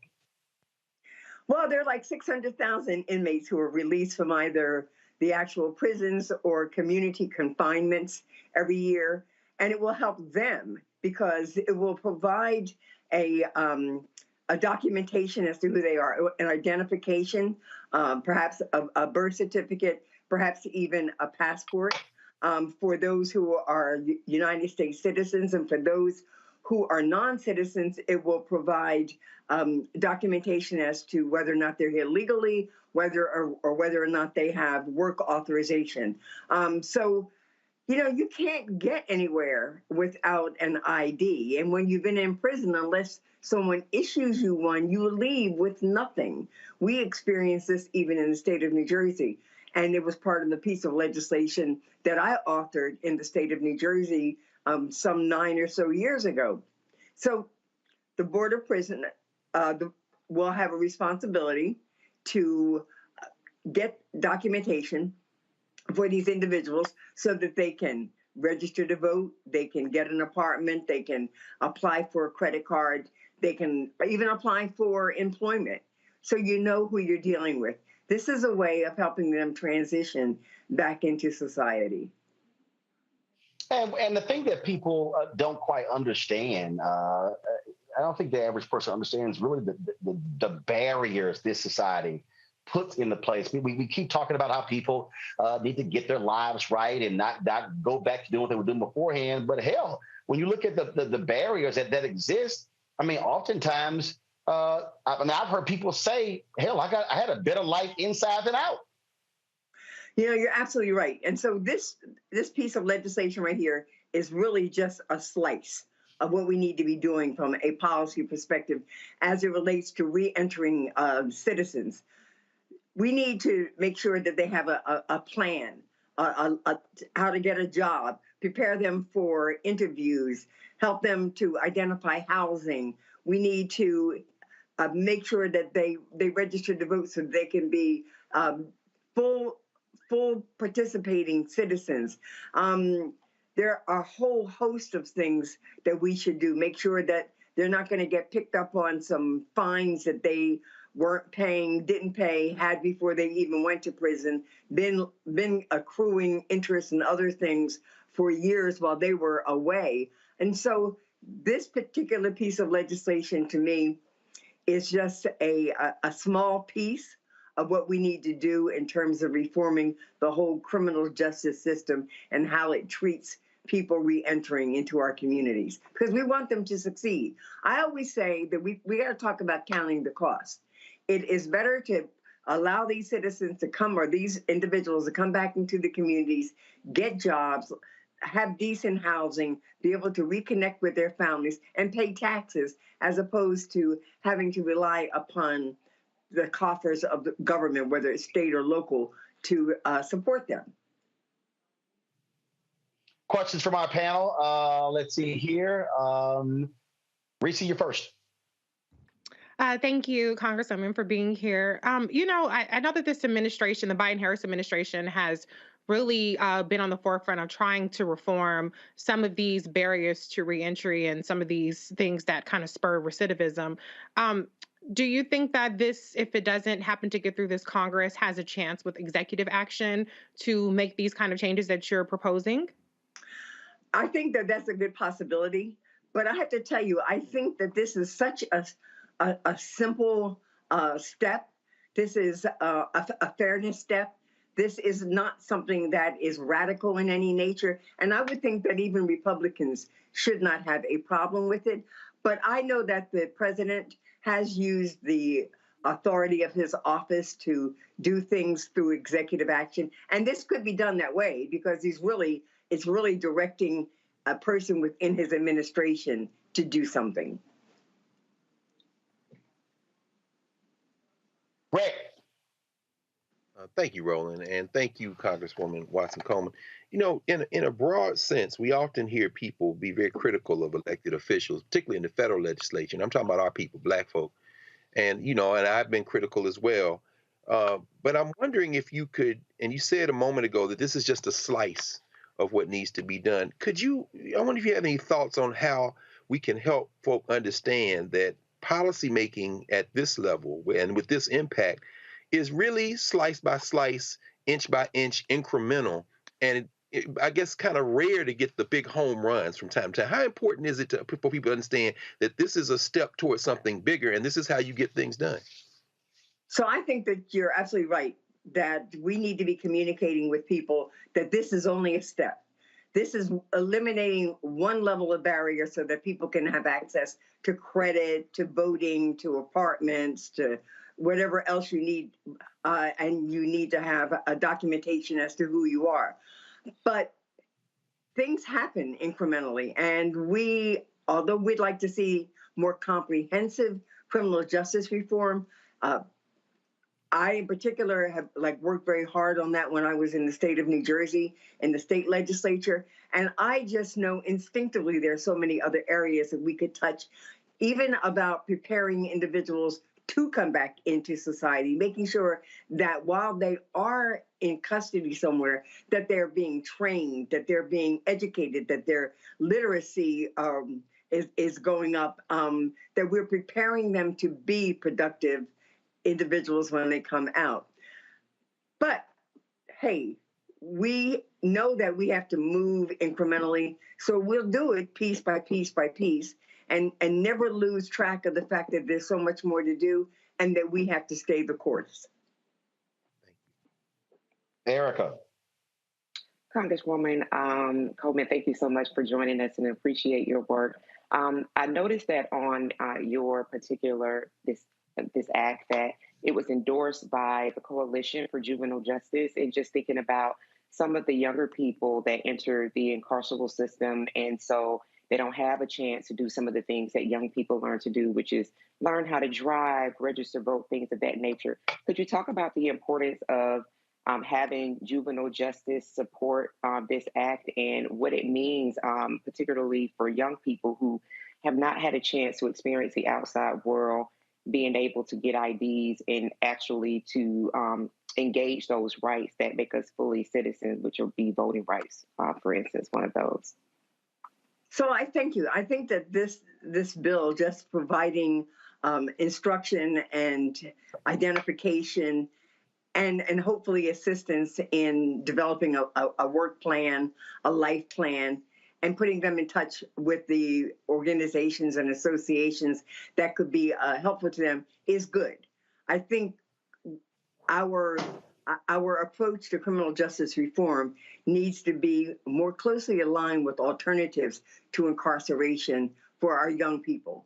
We need to make sure that if in any way, shape, or form they have to be taken from the neighborhood, then they ought to be in education-oriented programs that may very well be residential programs, but the emphasis should be placed on preparing them literacy-wise, skills-wise, seeing what their futures could be.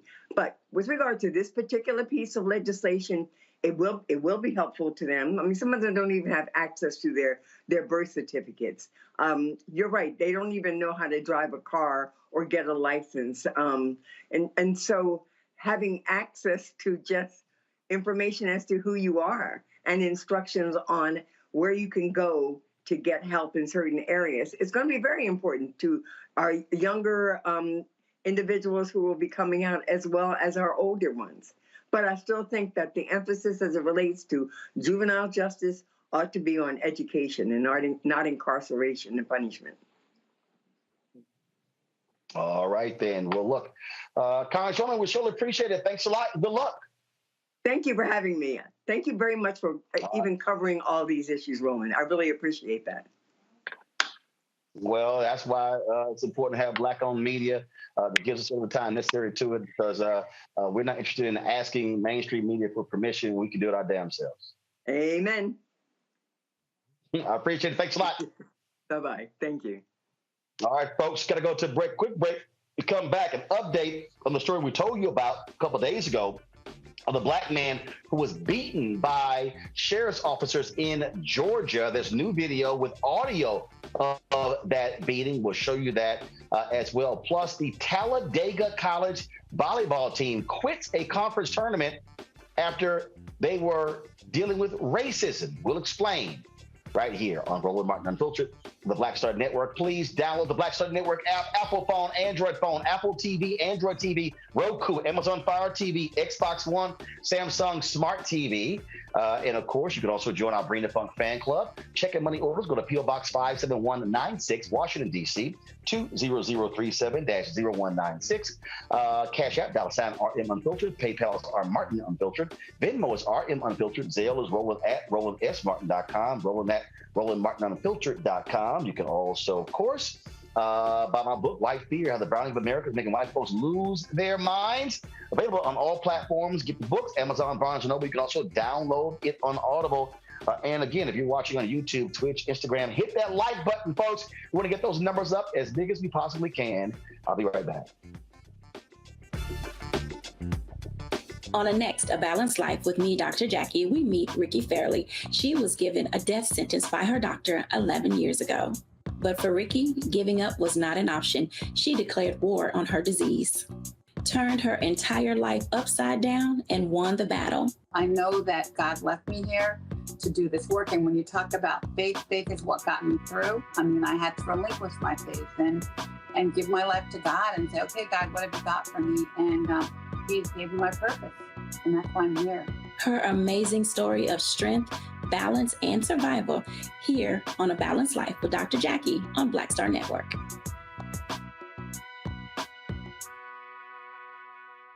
Hi, I'm BB Winans. Hey, I'm Donnie Simpson. What's up? I'm Lance Gross, and you're watching Roland Martin Unfiltered.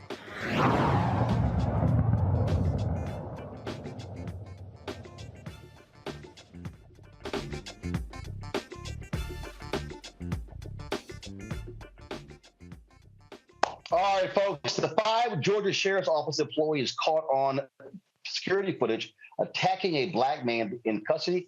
They have now been placed on administrative duty. The Camden County Sheriff's Office employees were placed on administrative duty more than 2 months after the September beating of Jared Hobbs. This really is coming because the video became public. They are serving in a non-law enforcement function while the investigations are conducted. Now, folks, there's another video that has audio of this vicious attack. Watch this.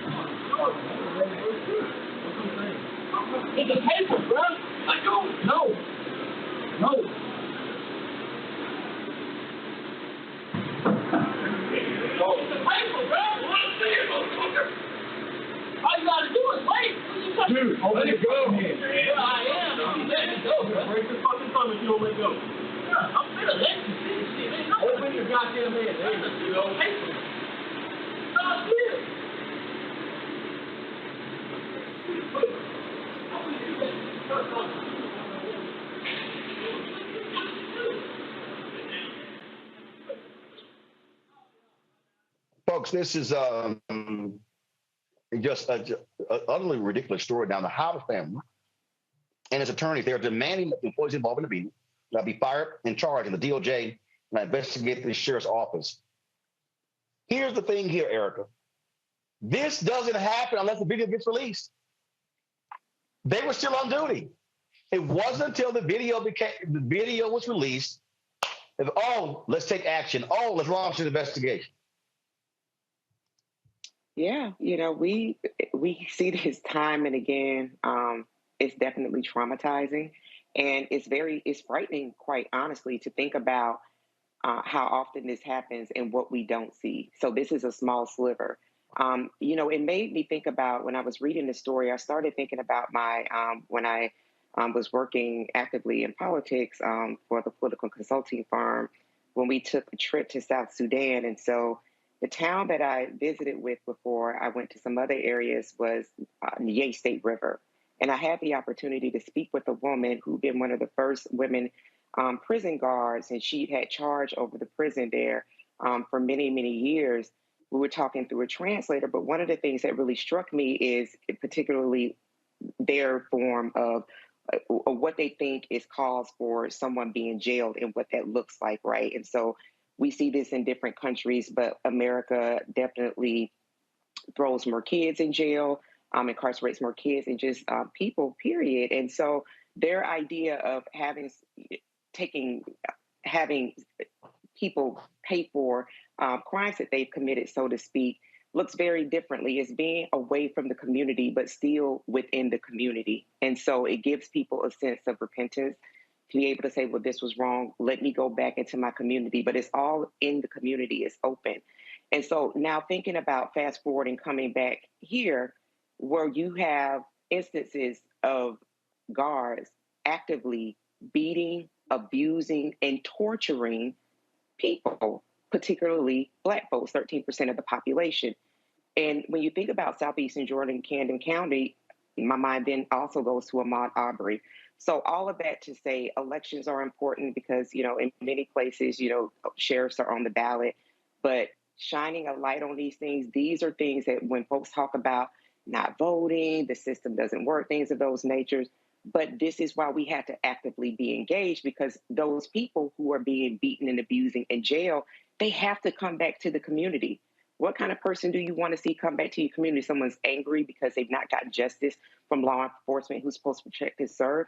Or do you want people who are actually being rehabilitated, people who are being treated with some level of respect and who are not being brutalized because they've been to jail? Going to jail does not mean that people have carte blanche at brutalizing you. So I think that these are things that are important, as hard as they are to see and to hear, to listen, to keep it top of mind when we're talking about justice. We're talking about justice whether you are incarcerated or you're invisibly incarcerated on the outside. These things are definitely important. Reese? Just more fucking savagery. I mean, that is just so beyond disturbing. And as if the violent violation of Mr. Hobbs wasn't enough, he's incarcerated still in North Carolina. And this started over a probation violation where he was on probation for having a suspended license for driving, as well as speeding and possession of a controlled substance. This is a person who probably should be in somebody's rehab, who should probably be at some sort of mental health facility. Instead, he was brutally beaten and fighting, not fighting literally, but literally, but like just verbally trying to appeal for them to stop brutalizing him. And it's just disgusting how little humanity the system puts in Black people and prisoners, and the fact that these people are on administrative leave, that's not fucking good enough. What does it actually take to fire these savages, these pigs that are out there brutalizing people? If that's not enough, then you wonder why these people continue to escalate in their violence, to kill people and have qualified immunity and go on about their damn lives like nothing happened. This is disgusting. It's sickening. And it's just another abuse on top of another abuse. So my heart goes out to Mr. Hobbs, and I mean, the federal judge is different jurisdiction, and he admitted to violating his probation. But God damn it, come on! What rehabilitative justice is there in keeping him locked up in North Carolina? The whole system is fucked up and working exactly as it's designed. Right. Absolutely. I mean, Erica, you've got the intimate experience with the military. I don't know what type of community that is. I've never been there. I know it's just south of the South Carolina line. It's the Sea Islands. I know that's where one of the United States nuclear subs is. So I'm assuming there's a kind of swollen neck, empty-minded military gloss in that part of Trump country. And it's really disgusting, as you say, Reese. They weren't placed on administrative leave. They were placed on administrative duty with non-law enforcement function. Those white boys are still going to work. And so, you act that way with impunity because there's nobody, as you would often say, Reese, who gonna check me, boo? I mean, if this is a part of the country where they can do whatever they want, as Slick Rick said, you should listen to what we say. Because this type of shit that happens every day. This is what they do. Mm-hmm. But what I find a little glimmer of hope, even as we see Bakari Sellers is one of the people going to be on the legal team, and I think this is going to be worked out. It's going to have to be worked out because the pressure is up. The national embassy presidents have weighed in, the local embassy chapter. They are going to fight, and we're going to all support that. But I must say, without being able to distinguish who was talking to who, when I assume that was Hobbs, called one of them crackers, "You stupid motherfucker." I think some of that vitriol was delivered because this black man simply wasn't going to be dehumanized. So even while they were beating him, he was calling them stupid motherfuckers. And then not only are they stupid motherfuckers, but if we must die, let us nobly die. And I think that's probably why they were so savage. This man wouldn't break. But guess what?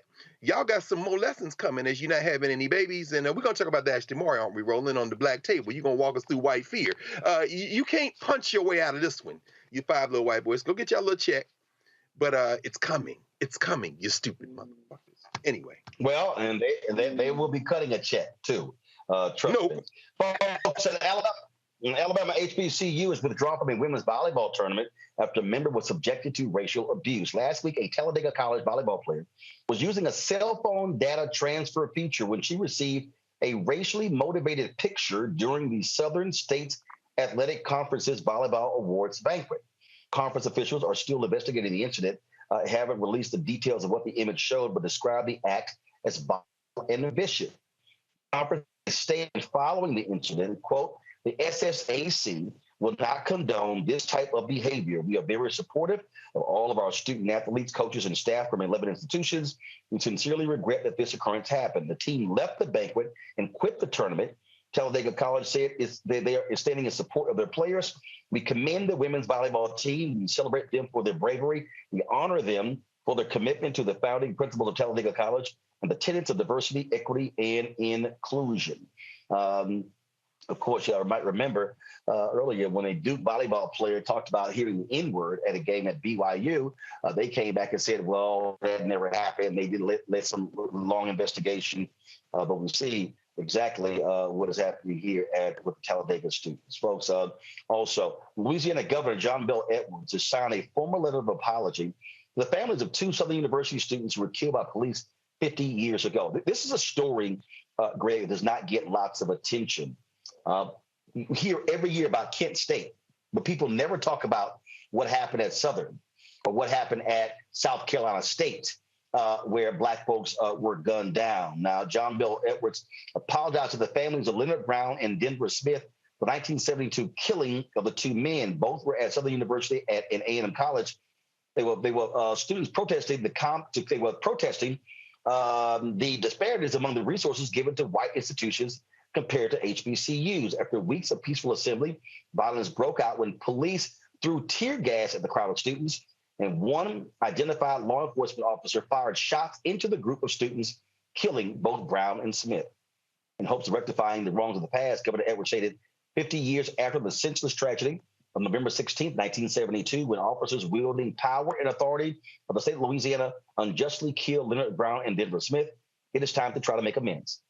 In those dark times, Louisiana failed to uphold its highest ideals. And in the aftermath of that senseless tragedy, the harm to our state and to the Southern University community was exacerbated by the punishment of those students who endeavored to stand up against the unjust treatment of the Black citizens of our state. It is only right and just for the state of Louisiana to make amends to those who were victims of injustices perpetrated by the state. Well, I guess the question, Greg, is how do you define amends? Is it simply an apology letter, or is the amends to fully fund the HBCUs in the state? That's right, brother. Roland, I'm so glad that you are covering this story, because you're absolutely right. The students who lost their lives at Kent State should not be diminished. But we know that on Lynch Street in Jackson State University, students were shot. We know, of course, about the Orangeburg massacre on the campus of South Carolina State University. We know that a number of HBCUs, in fact, became occupied places as National Guard came in, local police came in, and there were a number of assaults, including murders, as is the case in Orangeburg. Of course, Jim Clyburn talks about that a lot, having been in school at the time at South Carolina State. But the one at Southern and the one at Grambling, in 1972, these Black students were part of a larger student movement, Tuskegee. They were in there's been a number of people who've written about this. My brother Jelani Favors at North Carolina A&T has written an excellent book called Shelter in a Time of Storm, and he focuses on the protests at Southern. And it's a complicated story because you have some HBCU presidents, at the time the president of Southern, Felton Clark, who were trying to balance fending off the white nationalist legislatures, which had the purse strings, and the students who weren't going to take it anymore. Felton Clark actually left the campus that day. The only documentary I've seen to cover this in any great detail is Stanley Nelson's Tell 'Em Rising, where he does focus on it, and it's heartbreaking, heartbreaking. Finally, in that resolution, you've nailed it on the head, Roland, because not only did they not mention money, they did mention I think it was 9 students at Southern who were expelled from school. And they said, we owe them an apology. And even the word reparation is used, but no money was involved. I didn't see anybody say we owe restitution. And I'm wondering if the state of Louisiana, I'm sure the lawyers didn't let Governor Edwards sign that without sealing off any possibility of being sued, since this is also an admission of guilt. I always say, Erica, when you go make amends, fully make amends. Show me the money. Mm-hmm. Absolutely. I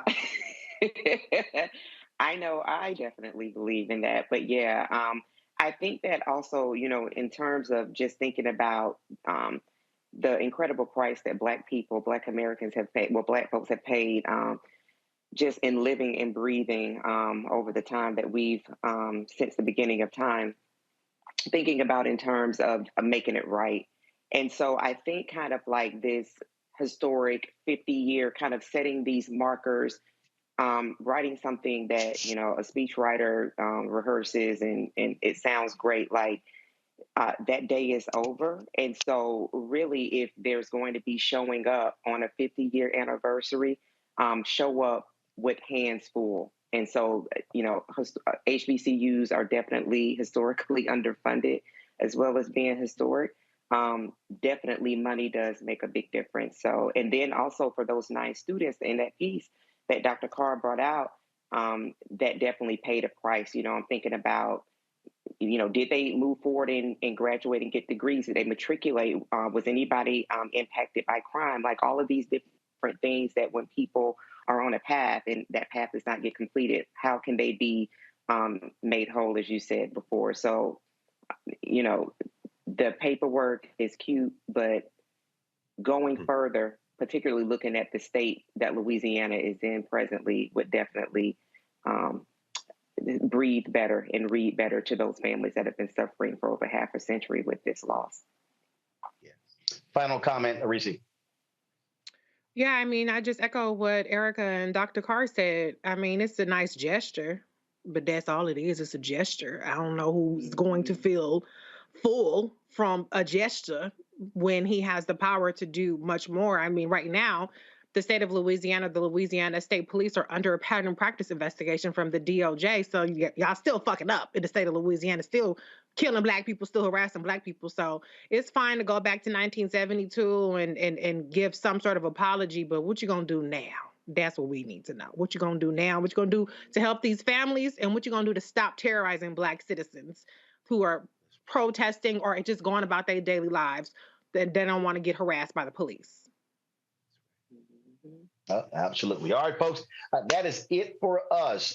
Reese, Erica, and Greg, I sure appreciate y'all joining us. Folks, I'm here in Las Vegas. The major cannabis convention going on here. I'll be sharing some details about that initiative later and what we're going to be doing here in the Black Star Network. So look forward to that. I'll be back in studio tomorrow. Folks, don't forget, please support us in what we do. Download the Black Star Network app, Apple phone, Android phone, Apple TV, Android TV, Roku, Amazon Fire TV, Xbox One, Samsung Smart TV. Also, please join our Bring the Funk fan club.